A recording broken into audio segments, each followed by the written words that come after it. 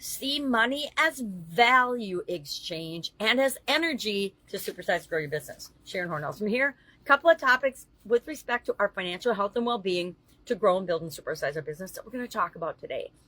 And tomorrow's sneak peek, we're going to talk about money mindset and the impact that it has on your ability to earn, your ability to grow, your ability to supersize your business. Well, today, a couple of concepts, and I think these are foundational concepts that we need to understand and accept and see in the world around us in order to supersize and grow our business, especially financially. And that is that money is energy, just like everything else in the world and the universe, as well as it's an exchange of value. I'm going to share a couple of stories. I was going to share other people's stories. I've got like 6 other people that volunteered their stories to share today, but I think I'm going to share a couple of my own because these are things that I didn't always understand and I didn't always know. And I didn't realize until it was having a negative impact on my business and my life and my finances that it was important. I think I shared that I didn't always spend wisely, like my first job out of college, and almost lost my first home, the first home that I purchased. And that was because of some of my thoughts and beliefs about money were a little off. And I wasn't making wise decisions, which is something that we always have to do, right? We have to spend our resources wisely because what we put out into the world is what we get back. And if we're putting a bunch of negative energy and thoughts and beliefs around money, that's what we'll get back. As far as money being a value exchange, that was another lesson I needed to learn, that if we're putting value into the world and putting good things into the world, people will pay us for that, and they want to pay us for that because that's how they're telling us, and the universe is letting us know the value of the products and services that we're offering. People need, want, and desire solutions to their problems, and if you can help them solve a problem, and we can define problems in any ways. When I made Italian food, the problem that we solved is, what's for dinner? What are we going to eat today? Because 3 times a day or more, we human beings need to consume food for energy. Again, food and energy is an exchange. It's an energy exchange, just like money. So people will spend money on food in exchange for the energy that they need for their bodies to function. So a couple of the traps I fell into during the Italian food manufacturing days as we were building and growing and supersizing was around pricing and raising prices. And I think many people can relate to this. There's this pressure from the outside, which is, notice, it's from the outside.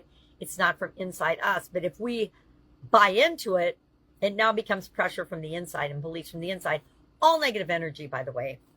Any judgment, negativity, anything that makes us feel yucky, I love the technical term yucky or icky, or negative, is negative energy. Anything that makes us feel good, lights us up, keeps us in the flow, helps us to create and have ideas and be inspired and passionate, that's all positive energy. So we want to put as much of that into our products and services as we possibly can, because that's the value people want. That's what they'll exchange their money for, is the value that we provide.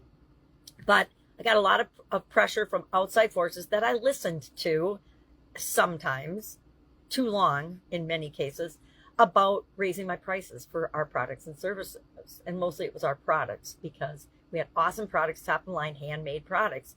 And I would get pressured into not raising our prices for too long a period of time for us financially because of outside pressure. Oh, it's too expensive. It's too expensive. I remember when it was $2.50 a pack.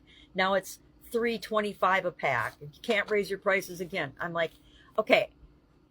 And what got me over that hump was looking around and watching because I sold to grocery stores as far as restaurants, their menu prices going up, as well as store prices changing and going up like every week. Prices were changing, but they were telling me not to change my prices or my costs to them. So I pretty quickly realized after a few years of not raising my prices that in order to stay in business and grow and supersize, I had to pay attention to what was right. And I was creating incredible value in those products, and people were willing to pay for it. The end consumer, which is who I wanted to satisfy anyway, not the middlemen, which were the stores. And so we found different ways to market and sell our products and services and increase our prices so that we could grow and build that business, not struggle. But we did have times when we were struggling because I was resisting raising prices and things. So it was a huge lesson learned. But if you're giving value, people will pay your prices. People will pay crazy prices for things, me included. I've paid over 6 figures for a coaching program, and it wasn't even one-on-one coaching. So we need to keep in mind that I thought it was, at the time, it was the right value for me. It was the right coaching for me. It was the right situation for me. But it depends, right? Other times I would look at that, at now the way my life is, and I would say, yeah, I wouldn't do that. I'm not interested in doing that anymore. Been there, done that, got the value out of it, understand the power of it, but I'm not going to do it now. So today, I would love for you to share in the comments below your thoughts, your current thoughts right now about money. There's nothing good or bad, right or wrong. Our thoughts are just our thoughts. Our beliefs are just our beliefs. But sometimes we need to shine the light on it and say, you know what? That doesn't even belong to me anymore. I grew up with that. I grew up in a family that believed money was really hard to get. And this isn't true of me, but people might be saying to themselves, I grew up in a family where scarcity was the overriding thought and vibration. And so money was scarce in our family growing up. I grew up with a parent of each, one that was scarcity minded and one that was abundance minded. So I was right in the middle, and it made for some really interesting belief systems that I've had to continually work on looking at when something will remind me, okay, well, that was a very scarcity, negative, right? Negative energy way of looking at a situation. Maybe I want to reframe that and create what I want instead of what I don't want. All right, that's it for today. I have got a very busy day, birthday celebration for my oldest granddaughter, so I'm excited about that. If I can help you in any way, hit me up and ask. Otherwise, I'll be with you tomorrow. We're going to talk about money mindset and how important that is to our financial supersizing of our business. All right, have an awesome day.